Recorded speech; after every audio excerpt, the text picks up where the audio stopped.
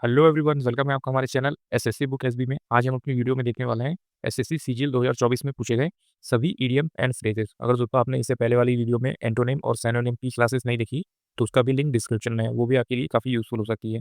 तो चलिए अपनी आज की वीडियो को शुरू करते हैं और देखते हैं कि एसएससी सीजीएल में 2024 में किस टाइप के ईडियम एंड फ्रेजेस जो है वो पूछे गए थे।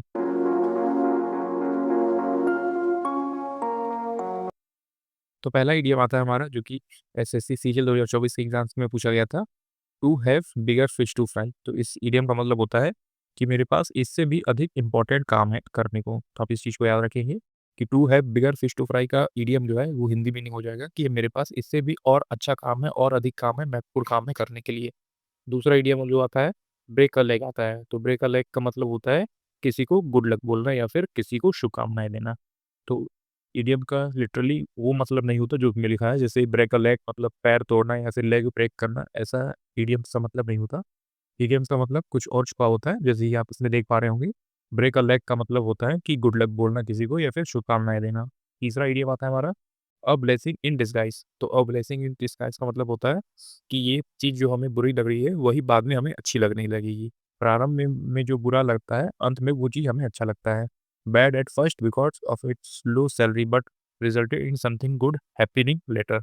तो ऐसे ही आप याद रख सकते हैं कि ईडीएफ का मतलब क्या होता है, ब्लेसिंग इन डिस्गाइज, कि पहले जो आपके लिए बुरा है वही एंड होते होते आपके लिए बहुत अच्छा हो जाता है। फोर्थ वाला इडियम आता है हमारा जो कि है एट हर विट्स एंड। तो एट हर विट्स एंड का मतलब होता है कि इतना चिंता में होना या फिर उलझ जाना कि कुछ समझ में ना आए कि क्या करना है। सो वरिड और कंफ्यूज्ड। तो आप इस चीज़ को याद रखेंगे, एट हर विट्स एंड का मतलब होता है कि बहुत कंफ्यूज हो जाना या फिर बहुत चिंता करना कि आगे कुछ समझ में ना आ पाए हमें कि हमें क्या करना है। पांचवा इडियम आता है हमारा जो कि है ग्रीन थंब।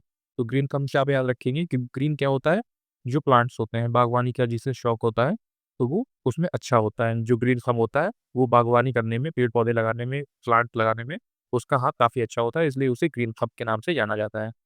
6 वाला आइडिया आता है हमारा ब्लैक शिप। तो ब्लैक शिप का मतलब होता है परिवार या समूह का कोई ऐसा व्यक्ति जो बदनाम है या फिर जो अच्छा काम नहीं करता। तो a person who is considered as a disgrace, मतलब कि उसे अच्छे तौर पे याद ना रखा जाए, उसी को ब्लैक शिप के नाम से जाना जाता है। तो ब्लैक शिप का आइडियम आपको याद हो गया होगा कि ब्लैक शिप का मतलब होता है कि परिवार या समूह में जो ग्रुप होते हैं उसमें कोई ऐसा सदस्य जो बहुत ज़्यादा बदतमीज टाइप का हो या फिर बहुत ज़्यादा बदमाश हो, अच्छे काम ना करता हो।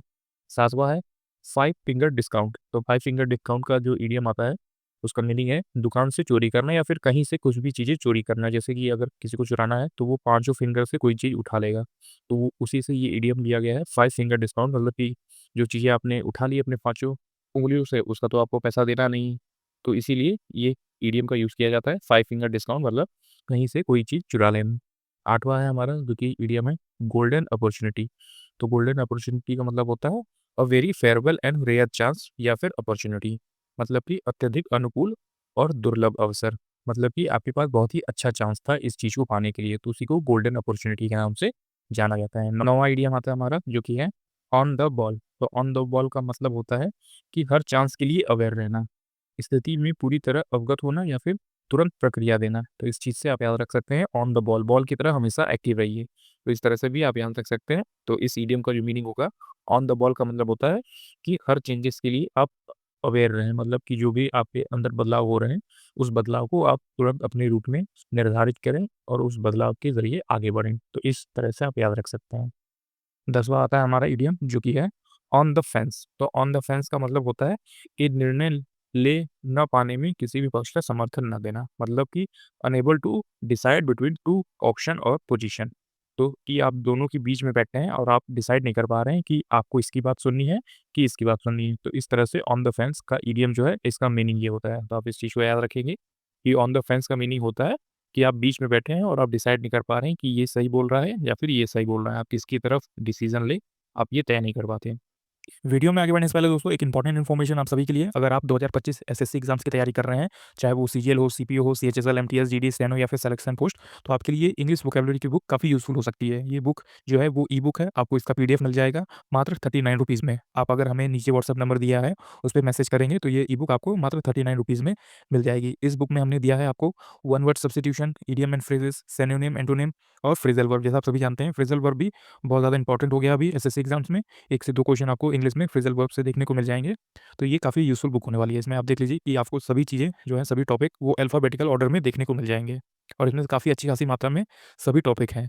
तो आपको इसमें कोई भी ज़्यादा दिक्कत नहीं आएगी। इसमें आपको प्री और मेंस सभी तरीके के एग्ज़ाम्स में रिलेटेड जो भी क्वेश्चन पूछे गए हैं, वो सभी इसमें ऐड मिलेंगे। जैसा कि सिनोनिम, एंटोनिम आप देख सकते हैं, फ्रेजल वर्ब आप देख सकते हैं, ये भी अल्फ़ाबेटिकल ऑर्डर में जो है वो सभी दिया हुआ है।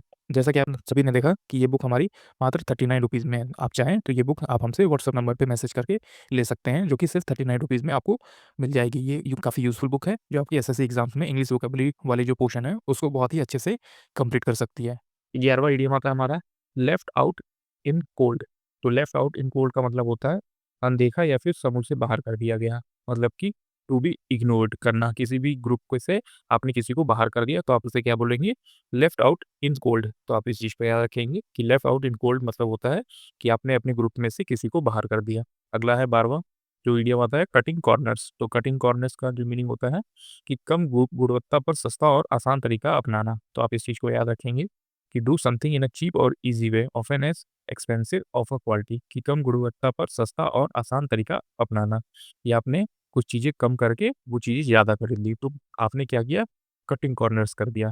जैसे आपको 2 किलो चीनी चाहिए थी, तो आपने 1 किलो ही चीनी ली और पैसे कम कर दिए। तो इस तरह से आपने कुछ चीज़ें बचा ली। तो इसी तरह से इडियम आता है हमारा कटिंग कॉर्नर्स। अगला है 13 इडियम हमारा जो कि है अप इन आर्म्स। तो अप इन आर्म्स का मतलब होता है कि बहुत ही ज़्यादा गुस्से में होना। जैसे कि आपने आर्म्स ऊपर कर लिए, इसका मतलब आप लड़ाई करने के लिए तैयार हैं। To be very angry and ready to fight. तो आप इस चीज़ को याद रखेंगे।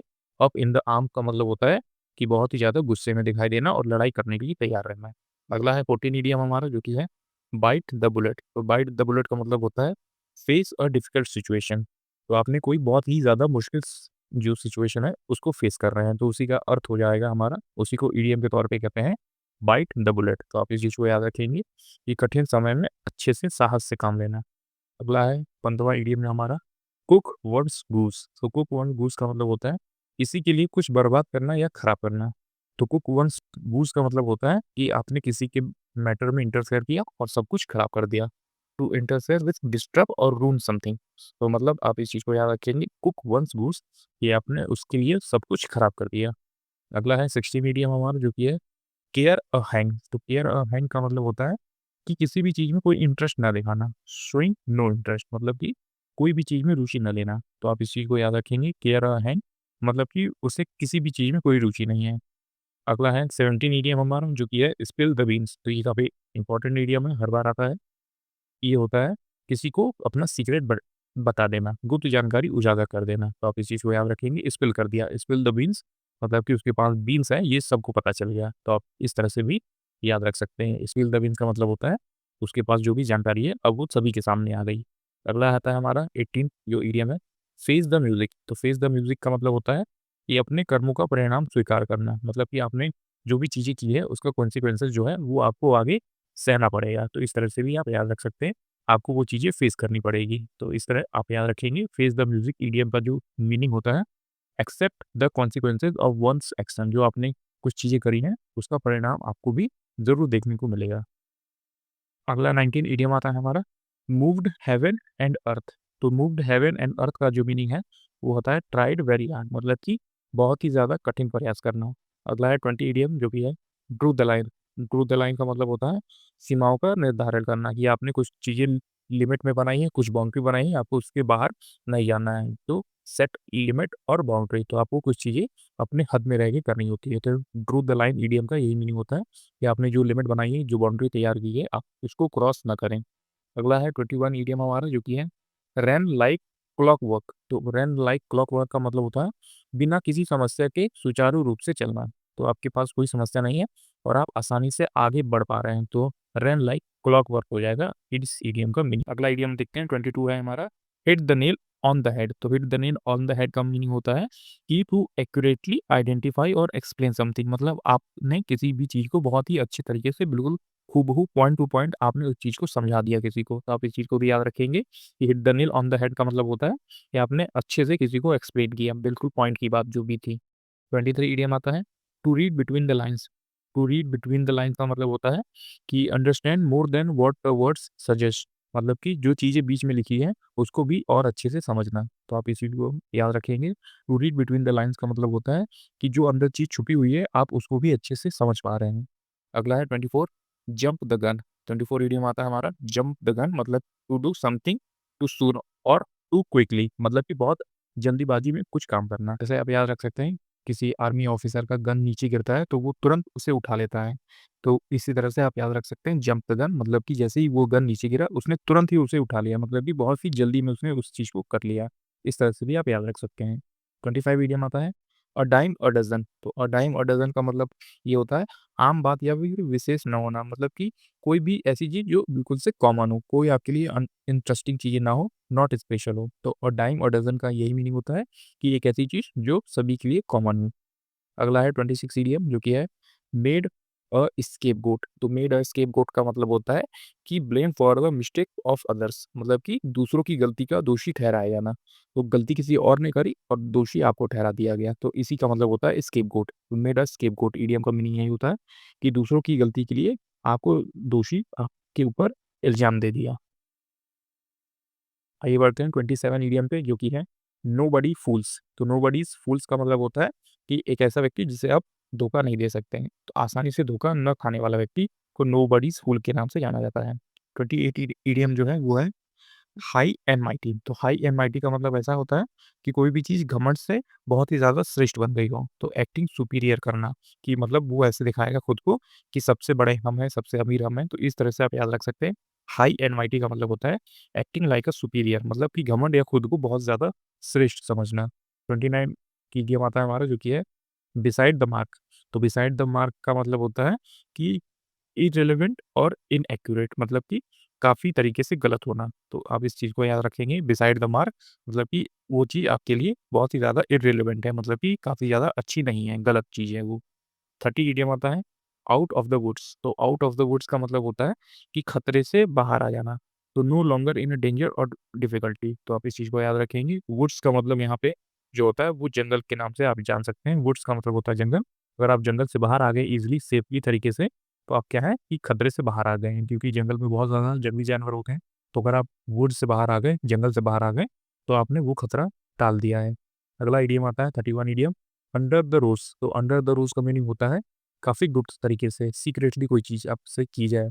तो आप इस चीज़ को याद रखेंगे अंडर द रोज़ का मीनिंग होता है कि वो कोई चीज़ आपने बहुत सीक्रेटली और प्राइवेटली तरीके से किया है। 32 इडियम है फिश आउट ऑफ वाटर मतलब कि काफ़ी अनकंफर्टेबल सी फीलिंग आना या फिर असहज महसूस करना। तो इस चीज़ को भी आप याद रख सकते हैं कि फिश जो है अगर वो वाटर से बाहर आ जाए तो वो कैसे अनकंफर्टेबल फील करती है, उसी इडियम से रिलेटेड है ये।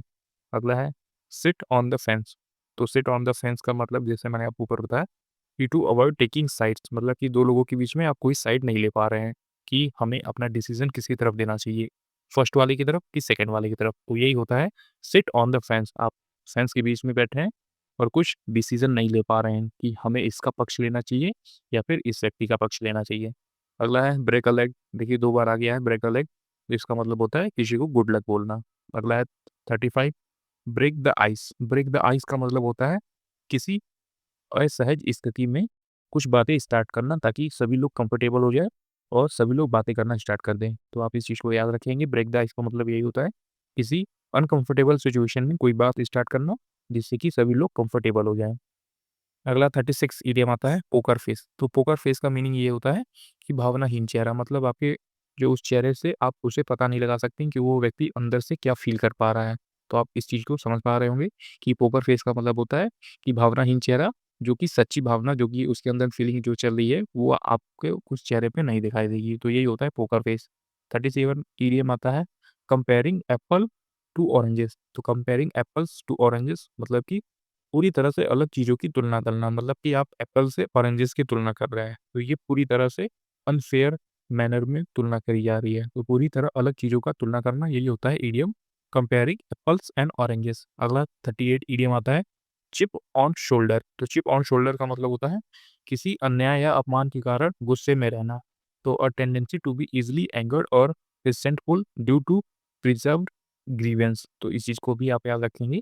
किसी अन्याय या फिर अपमान के कारण आपने किसी ने आपका जो है अपमान किया तो उसकी वजह से आप काफ़ी गुस्से में हैं। तो आप क्या हैं चिप ऑन शोल्डर हैं। 39 ईडीएम आता है हमारा ऑलिव ब्रांच। तो ऑलिव ब्रांच का मतलब होता है कि शांति का प्रतीक होना, अ सिंबल ऑफ पीस। तो आप इस चीज़ को भी याद रखेंगे। ऑलिव ब्रांच का मतलब होता है सिंबल ऑफ पीस, मतलब कि शांति का प्रतीक होना। 40 ईडीएम आता है हमारा जो कि है when life gives you lemon make lemonade, मतलब कि कठिन परिस्थितियों में सर्वश्रेष्ठ निकलने की कोशिश करना। तो आप इस चीज़ को भी याद रखेंगे। Make the best out of difficult situation, जब भी लाइफ आपको लेमन दे, नींबू दे, तो आप उसका ऐसे नींबू सोडा बना लीजिए, शरबत बना लीजिए। तो इस तरह से उस अपॉर्चुनिटी को ग्रैब करिए और कुछ अच्छा कर दिखाइए। तो यही इस इडियम का मीनिंग होता है, when life give you lemon make lemonade. तो इस तरह से आप याद रख सकते हैं कि जब आपके पास बहुत कठिन सिचुएशन आए, तो आप उसमें से बेस्ट कैसे बन सकते हैं। अगला इडियम आता है 41, turn a deaf ear to. तो turn a deaf ear to का मतलब होता है कि अनसुना कर देना, इग्नोर कर देना, कि आप किसी की बात को इग्नोर कर दे रहे हैं। तो ये होता है टर्न अ डीफ ईयर।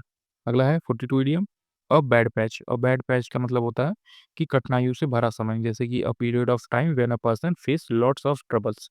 तो इस चीज़ को भी आप याद रखेंगे कि अ बैड पैच का मीनिंग होता है एक पर्सन के लाइफ में काफ़ी ज़्यादा प्रॉब्लम दिन पर दिन आती जाती है। तो इस तरह से आप याद रख सकते हैं अ बैड पैच। 43 इडियम आता है a straight shooter. A straight shooter का मतलब होता है एकदम से ईमानदार और स्पष्टवादी व्यक्ति, कि जो आपको ऐसे डायरेक्ट मुँह पे बोल दे कि आप सही हैं या फिर आप खराब हैं, वो ज़्यादा सोचे ना, तो स्ट्रेट फॉरवर्ड पर्सन होता है। तो आप इस चीज़ को याद रखेंगे। और स्ट्रेट शूटर मतलब होता है स्ट्रेट फॉरवर्ड पर्सन, जो आपके साथ बहुत ईमानदारी से और स्पष्टवादी तरीके से रहे, कि आप अगर आपने खराब किया तो आपको मुँह पे डायरेक्ट बोल दे कि आपने खराब किया। अगला है 44 इडियम जो कि है once in a blue moon. तो काफ़ी ईज़ी इडियम है, सभी को याद होगा। Once in a blue moon का मतलब होता है नॉट वेरी ऑफन, मतलब कि बहुत कम बार दिखाई देना, अक्सर ना दिखाई देना। अगला है 45 इडियम अ डेयरडेविल। तो अ डेयरडेविल का मतलब होता है निडर व्यक्ति, जो फियरलेस पर्सन हो, उसी को अ डेयरडेविल बोला जाता है। अगला है 46 idiom, keep the wolf from the door. तो इसका मतलब होता है भूख से बचना या फिर जीविका चलाना, अवॉइड स्टारवेशन। तो आप इस चीज़ को याद रखेंगे कि keep the wolf from the door, भूख से बचना या फिर जीविका चलाना। अगला है 47 इडियम आता है हमारा जो कि है डे एंड नाइट। तो डे एंड नाइट का मीनिंग होता है लगातार। तो आप जैसे लगातार कोई काम होता है, लगातार पढ़ाई हो सकती है, लगातार कोई काम हो सकता है, तो वो आप डे एंड नाइट कर रहे हैं, मतलब लगातार कर रहे हैं। अगला है 48 idiom to bring to light. To bring to light का मतलब होता है किसी भी चीज़ को उजागर करना, डिस्क्लोज़ करना। तो आप इस चीज़ को भी याद रखेंगे। टू ब्रिंग टू लाइट मतलब कि कोई भी ऐसी चीज़ जो अंधेरे में थी, आपने उसे लाकर उजागर कर दिया। 49 इडियम है हमारा टू डिस्क्लोज़ करना, मतलब कि to disclose, to look saddened. तो सैडेंड का मतलब होता है कि उदास दिखाई देना या फिर हम काफ़ी ज़्यादा सैड हैं। तो आप इस चीज़ को याद रखेंगे। टू डिस्क्लोज़ का मतलब होता है काफ़ी उदास दिखना। 50 इडियम आता है हमारा जो कि है ईज़ी डज़ इट। तो ईज़ी डज़ इट का मतलब होता है, आप याद रखेंगे कि धीरे और सावधानी से काम करना। तो ईज़ी डज़ इट का मतलब होता है used to tell someone to do something slowly and carefully. कोई ऐसी काम या फिर कोई ऐसी चीज़ जो आप काफ़ी आराम से करें और सावधानी से करें। तो यहाँ हमारा 50 इडियम कंप्लीट होता है। आगे बढ़ते हैं 51 इडियम पे जो कि है कट कॉर्नर्स। तो ये देखिए फिर से इडियम आता है हमारा कट कॉर्नर्स। तो इसका जो मीनिंग होता है कि do something in an inexpensive and easy way. तो आप इस चीज़ को याद रखेंगे कि सस्ता और आसान तरीका अपनाना। जैसे कि आप कभी फ़ोन लेने जाएँ, तो आपको 2 फ़ोन पसंद आए और दोनों सैमसंग का होता है। तो एक जो 20,000 का फ़ोन है सैमसंग का और एक जो 40,000 का फ़ोन है सैमसंग का।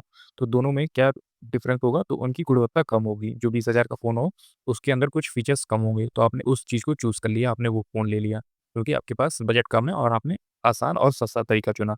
तो इस तरह से भी आप याद रख सकते हैं कि दोनों एक ही कंपनी के फ़ोन हैं, लेकिन एक में गुणवत्ता कम है क्योंकि वो सस्ता है, मतलब कि उसकी कुछ फ़ीचर, उसकी कुछ स्पेसिफ़िकेशन कम है, तो आपने वो फ़ोन को चूज़ किया क्योंकि वो ईज़ी था और सस्ता भी तरीका था।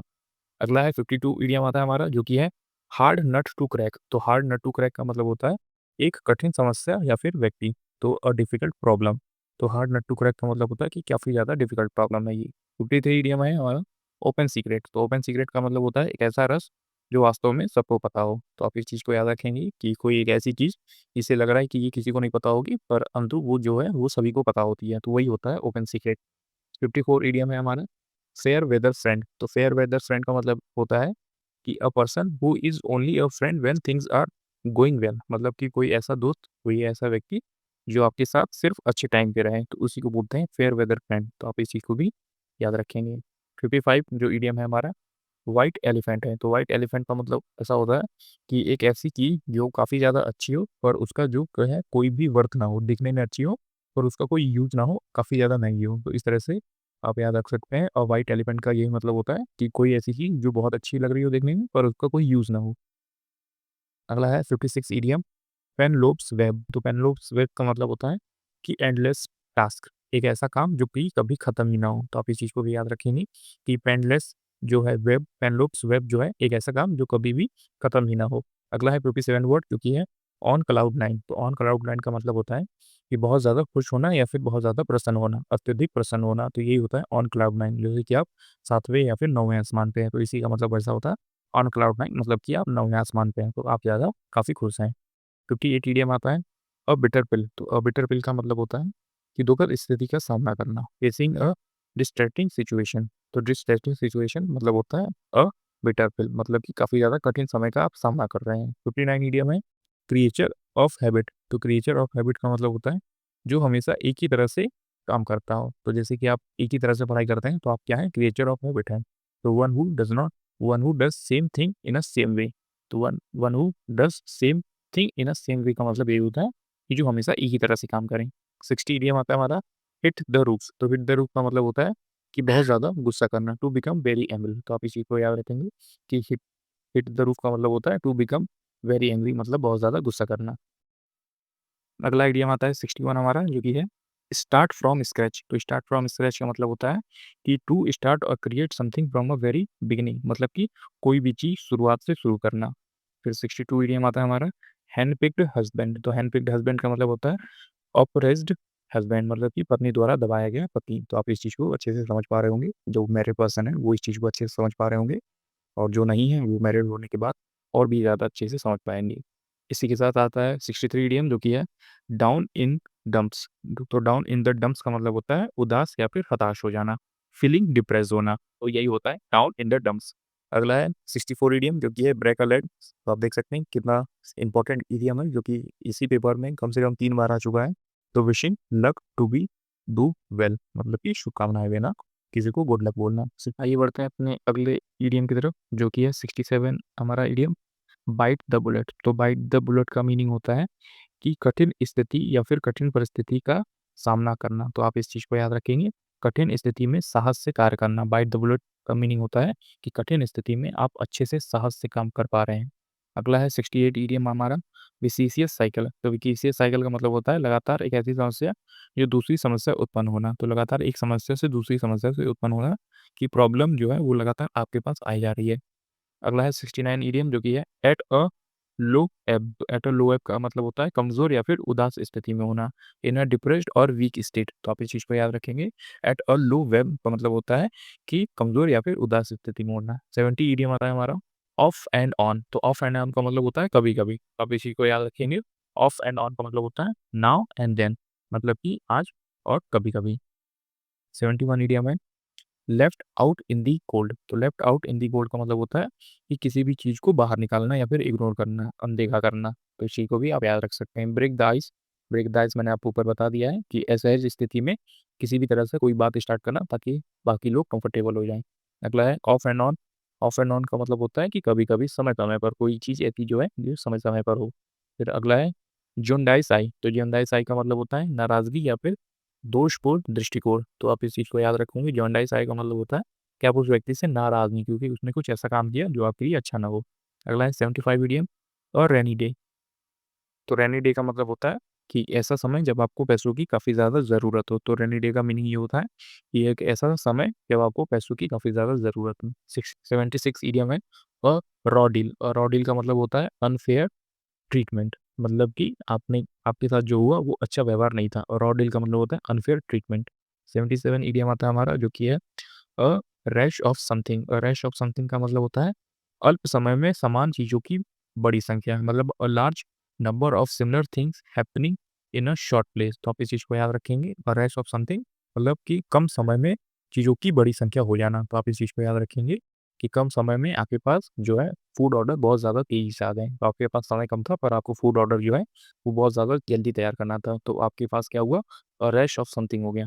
78 ईडियम आता है हमारा जो कि है अ रैप ओवर द नकल्स। तो अ रैप ओवर द नकल्स का मतलब होता है हल्की सज़ा। तो आप इस चीज़ को याद रखेंगे। A mild punishment. A rap over the knuckles का मतलब होता है कि अ माइल्ड पनिशमेंट। 79 ईडियम है हमारा call a spade a spade. तो call a spade a spade का मतलब होता है कि साफ-साफ सच बोलना, जो आपने किया है वो साफ-साफ आप सच बोल दीजिए। अगला 80 ईडियम आता है हमारा गिफ्ट ऑफ द गैब। तो गिफ्ट ऑफ द गैब का मतलब होता है और टैलेंट फॉर स्पीकिंग, मतलब कि भाषण देने की प्रतिभा होना। तो जैसे कि जो पॉलिटिशियन होते हैं, राजनेता होते हैं, तो वो क्या होते हैं, गिफ्ट ऑफ द गैब होते हैं, मतलब उन्हें बोलने की, भाषण देने की काफ़ी ज़्यादा आदत होती है। अगला है 81 ईडियम मेडन स्पीच। तो मेडन स्पीच का मतलब होता है फर्स्ट स्पीच, आपकी जो पहला भाषण है वही आपका मेडन स्पीच हो जाएगा। 82 ईडियम है विथ किड ग्लव्स। तो विथ किड ग्लव्स का मतलब होता है कि बहुत सावधानी से काम करना, टू हैंडल समवन और something with great care and sensitivity. तो आप इस चीज़ को याद रखेंगे कि इसका मतलब होता है कि काफ़ी ज़्यादा सेंसिटिव तरीके से काम करना, काफ़ी ज़्यादा केयरफुल तरीके से काम करना, विथ किड ग्लव्स। 83 इडियम है शूटिंग ऑफ द कफ। तो शूटिंग ऑफ द कफ का मतलब होता है बिना तैयारी के कोई भी चीज़ बोलना। तो आप इस चीज़ को याद रखेंगे, शूटिंग ऑफ द कफ का मतलब होता है कि बिना तैयारी के कोई भी चीज़ बोलना, स्पीकिंग और परफॉर्मिंग विदाउट प्रिपरेशन और प्लानिंग। तो आप इस चीज़ को याद रखेंगे, शूटिंग ऑफ द कप का मतलब होता है बिना तैयारी के कोई भी चीज़ बोलना। अगला आइडियम आता है 84 straight from the horse mouth. तो straight from the horse mouth का मतलब होता है सीधे संबंध व्यक्ति से प्राप्त जानकारी। तो सीधे संबंधित व्यक्ति से जो प्राप्त जानकारी है वो आपके पास पहुंच गई, मतलब कि straight from the horse mouth. जो व्यक्ति जो कोई भी चीज़ जानता था वही व्यक्ति आपने जो है उसे ढूंढ लिया और उससे सारी जानकारी ले ली। तो इस तरह से आप याद रख सकते हैं कि आपने डायरेक्ट ट्रस्टेड सोर्स से वो जानकारी को प्राप्त किया। तो straight from the horse mouth हो गया।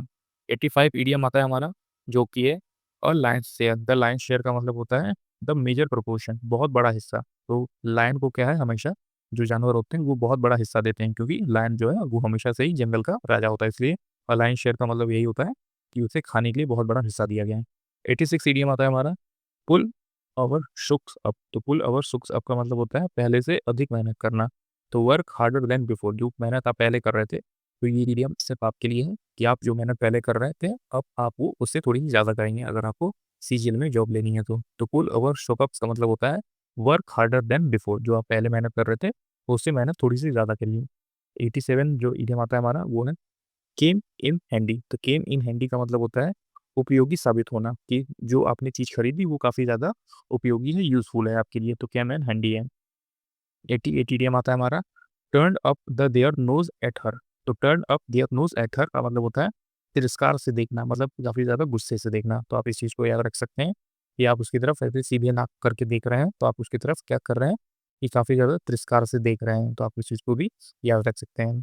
Turn up the their nose at the her मतलब कि काफ़ी ज़्यादा तिरस्कार से देखना। तो आप इस चीज़ को भी याद रख सकते हैं।